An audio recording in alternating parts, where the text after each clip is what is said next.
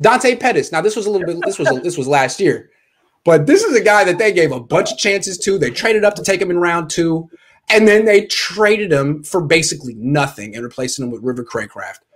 I thought that was a personal victory because I always said this was the wrong pick from the beginning. I've been saying the guy couldn't go over the middle. I've been saying he was weak, and he didn't like to hear it. His sister didn't like to hear it. The team didn't like to hear it. And then they're like, you know what? Graham was right. Botond, he had it. Yeah, the famous dancing cat boy. Dante, I liked Dante at the first. Me too. When he was in the 49ers, and I honestly unique, smart, seemed like a cool guy. Yeah, and then honestly thought that he may improve for his next season. He may be better, but he was worse, and things just getting worse. And I'm happy that we released him. We don't need that type of receiver for this team. Just imagine Deebo Samuel, who is a monster, Brandon Ayuk, who is a monster, George Kittle, who is a monster, Trey Sermon, who is going to be a monster, Raheem Mostert, who is a monster, Jeff Wilson, who is a monster, and Dante Pettis, the cat guy. I think Dante Pettis is the softest professional athlete I've ever covered. And I mean that. I mean, what makes him soft? I feel like he had never been confronted with criticism in his entire life. He's Gary Pettis' son. Gary Pettis is a famous baseball player. He was the center fielder for the Angels in the 80s, Gold Glover. A legend, Gary Pettis. So Dante Pettis, when he's in middle school playing on a team or in high school, everyone knows who he is. The coaches know. They're overjoyed. The kid's a great athlete. I'm sure he was great at every sport he played. Then he goes to Washington.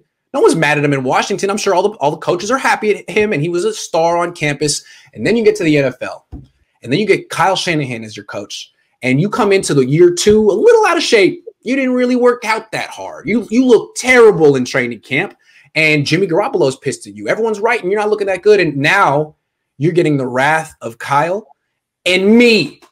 And you know what? I'm not that tough. I poked fun at Dante Pettis, but really, I think the issue was Kyle. Kyle doesn't mince words. It's private, but I don't think Dante had ever been talked to like that before. And he would almost talk, he would like hint about it like, hey, Kyle stepped over the line. That's the way he would talk. Like in training camp last year, he's like, I went through a lot, and one day I'm going to get it off my chest, and I'm going to speak on this. Like, nah, man, you never will. What Kyle was trying to do was get you to care, and you didn't. And you folded at the first time someone said, hey, what the hell are you doing, man?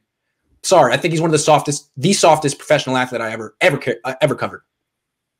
Yeah, that's for sure. That's why I think that neither Wes Welker liked him. Because if you remember Wes, he was a small guy, a relatively small guy, but a really tough guy.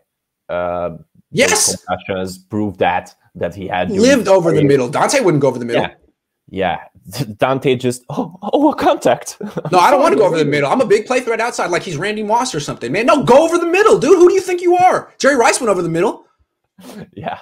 He had alligator arms in minicamp, rookie minicamp. I saw it in May of 2018. I'm like, this guy's not going to work out. And everyone was focused on his one-on-one stuff. Like he's killing people in one-on-one. That's great. That's not football. That's not football. If you beat your corner and you run a slant, you don't have to worry about getting smacked by a linebacker. In 11-on-11, you do. And he was worried. I could see it. He was worried in non-contact practices, man. And look, he was just a rookie, but I've seen a lot of professional football players that don't do that. So that was a bad sign. That was a very bad sign. I was right. I'm sorry, but the Niners listen, and they know we have a really good track record. CJ says, who's going to be in the doghouse this season? Ooh. Any quick guess? I don't know. It's going to be in the doghouse this season. That's a tough one. Yeah. I don't know. Who could it be? It was Akello last year. Dante the year before then. It could be like someone they drafted that just hasn't panned out. It could be Deebo. Let's say Deebo pulls his hamstring again. You know what I'm saying? Kyle's like, again? Did we talk about this? So it could be Deebo. Yeah. Although they need him. They need him so bad. I wouldn't expect it to be Deebo. But if we had to pick someone, I don't know. Arik. McGlinchey. Armstead. Yeah, possible. Good question.